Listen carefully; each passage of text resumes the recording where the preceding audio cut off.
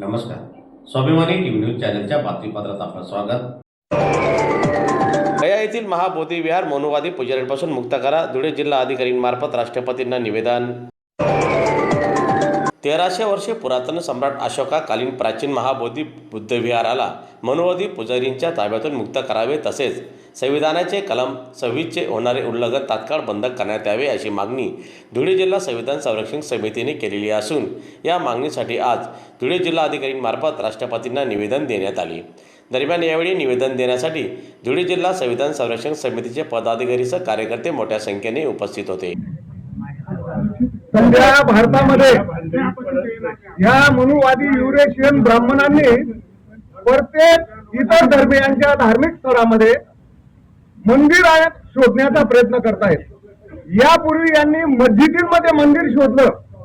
आता बौद्धांचं 1300 वर्षापूर्वी प्राचीन सम्राट अशोकापासून कालावधीपासून जे बोधगया बुद्ध विहार महाबोधी या ठिकाणी ब्राह्मणांनी आपला अवैधरित्या कब्जा केलेला आहे आणि ते 1949चा ब्रिटिशकालीन कायद्याचा आधार घेत आहेत.